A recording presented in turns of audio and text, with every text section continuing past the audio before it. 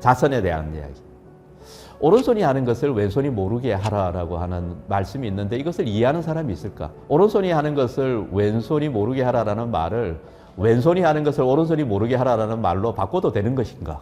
마태복음 6장 구제와 자선과 기도와 금식을 가르치는 산상수훈에서 되게 중요한 이때 예수님께서 이런 이야기를 해요. 너희가 너희의 의를 행할 때에 사람에게 보이려고 사람 앞에서 행하지 않도록 매우 주의하라 라고 이야기해요. 너희의 의라고 하는 말로 세 가지를 이야기하세요. 하나는 이웃을 돕는 구제, 두 번째는 기도, 세 번째는 금식. 근데 이 세 가지가 하나님 앞에서 나의 의를 실천하는 것인데 똑같은 원리를 적용하세요. 사람에게 보이려고 하지 말고 남이 모르게 해라. 그러면 은밀한 중에 보시는 너의 아버지께서 갚으실 것이다 라는 말이 계속해서 나와요. 그죠? 구제할 때는 오른손이 하는 것을 왼손이 모르게 하라. 기도할 때는 골방에 들어가서 해라. 그러면 은밀한 중에 보시는 너희 아버지께서 갚으실 것이다. 금식할 때는 금식하고 있는 사실을 남한테 숨겨라. 그러면 은밀한 중에 보시는 너희 아버지께서 갚으실 것이다 라고 하는 표현을 성경에서 동일한 구조로 나오죠. 그래서 구제와 기도와 금식이 같은 본질과 같은 어떤 구조 속에서 예수님께서 설명하고 계세요. 의라고 하는 말은 좀 어렵지만 헬라어로는 디카이오스넨이라고 불러요. 디카이오스가 의롭다라는 뜻이에요. justice, right 그런 뜻이에요. 디카이오스넨이라고 하는 표현을 썼고 히브리어로는 뭐냐면 ጼ데카라고 불러요. ጼ데카는 정의, 의 그런 뜻이에요. 너희의 의 할 때는 ጼ데카를 말씀하셨는데 이웃을 돕는 구제도 ጼ데카예요. 워더 플레이가 있어요, 그 안에. 큰 틀에 있어서 너희의 의가 있고 작은 의미에서 의가 있는 거예요. 그게 ጼ데카예요. 근데 ጼ데카를 실천할 때는 유대인들은 문화적 코드가 있어요. 오른손으로 해야 돼요. 왼손으로 하면 안 돼.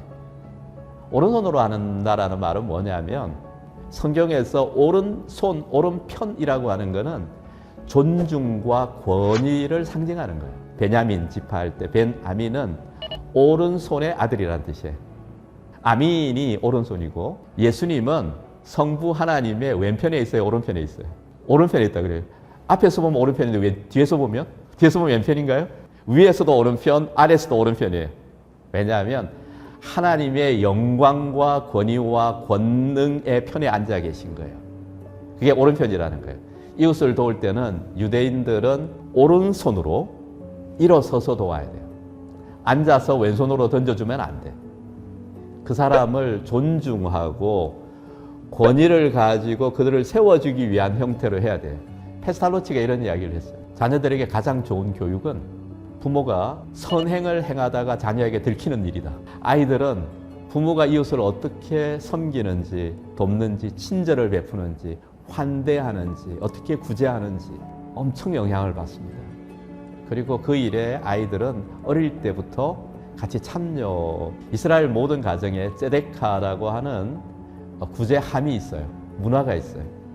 소득의 일정 부분을 모아서 가족들이 함께 의논합니다. 아이들에게 물어봐요. 이번 달에 우리가 모아진 ጼ데카는 어디에 쓰면 좋겠니? 아이들이 대답해야 돼요. 아이들이 대답하면 또 물어봅니다. 어떤 방식으로 전달하면 좋겠니? 친절을 베풀고 구제할 때 상대방의 자존심을 상하지 않는 방법을 찾아내야 돼요. 사랑을 행할 때 지혜롭게 해야 돼요. 무례하게 하면 안 되죠. 그것이 ጼ데카의 법이죠. 오른손으로 일어서서 정중하게. 가정에서 이제 이런 일과 보호, 예배와 교육, 이웃 사랑이 조금하게 계속적으로 반복되면서 아이들의 일 속에 뭐가 들어갈까요? 예배가 들어가고 아이들의 일 속에 이웃 사랑이 들어가고 거대한 담론을 이야기하는 것이 아니라 자연스럽게 내가 일을 할 때는 창업을 할 때는 공부를 할 때는 예배한다라고 생각하고 생산과 보호, 일과 예배, 이웃 섬김이 수많은 무한 반복을 통해 가지고 같이 한 덩어리가 되는 거예요. 사실 뭐 여러 가지로 자선을 설명할 수 있지만 이 이야기는 하는 게 필요할 것 같아요. 유대 기독교에서 또 이스라엘에서의 자선이라고 하는 개념은 가장 중요한 부분은 하나님의 성품. 더 깊이 들어가면 더 본질적으로 이야기하면은 성삼위일체 하나님의 코이노니아 사귐 속에서 사회가 유기적인 존재로 해석되고, 유대인들에 있어서 자선은 나와 너가 하나라고 고백하는 행동이에요. 나는 많이 가졌고 너는 적게 가졌으니까 내게 있는 것을 너에게 줄게라고 하는 게 아니라 도움을 베푼다라고 하는 것은 너와 내가 하나다라고 하는 고백이에요. 연결되어 있다라고 하는 고백이에요. 아주 어릴 때부터 집에서 ጼ데카를 통해 가지고 형성되잖아요. 자, 그러면 이제 뭐하고 연결되어 있냐면 일상의 태도하고 연결되어 있는 거예요. 장사를 할 때 안식일 전에는 남는 음식들을 잘 손질해서 바깥에 내놔요. 사람들이 가져가게. 농사를 지을 때 밥 모퉁이를 남겨둬요. 어려운 사람들이 뜯어가게. 내 소득의 일부분은 나의 것이 아니라고 고백하고 따로 떼놔요. 의도적으로. 집안에서 그런 문화가 이렇게 만들어지는 거죠. 조금 더 본질적으로 이야기하면 이스라엘에는 소유라는 개념이 없어요. 땅은 누구의 것이에요? 하나님의 것이에요. 나에게 주어진 것은 나의 소유라기보다는 내가 점유하고 있는 것이다. 그러니까 오너십이라고 하는 개념과 포제션이라고 하는 건 다른 거예요.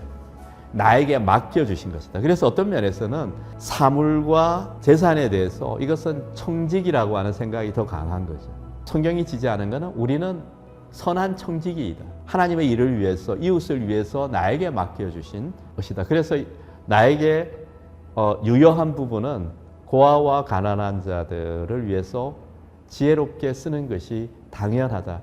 그것을 베풀 때도 하나님이 세상을 보살피는 것 같은 마음으로 보살펴야 된다. 라고 하는 마음이 이렇게 깼죠. 근데 그것이 크게는 티콘 올람으로 연결되고, 유대인들에게 있어서 이 자선이라고 하는 것은 그냥 우리가 이야기하는 적선의 개념 또는 선행의 개념이 아니라 삶에 굉장히 어릴 때부터 이렇게 깊이 뿌리 내려 있는 나와 같은 존재다라고 이렇게 하는 것 같아요. 자선에는 8가지의 레벨이 있다라고 이야기를 했어요.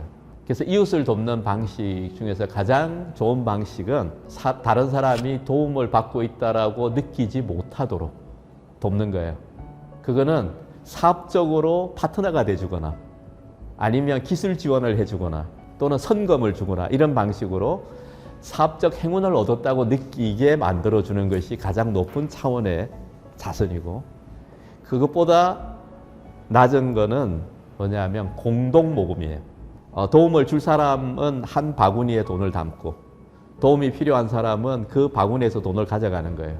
그래서 누가 도움을 줬다라고 하는 걸 몰라.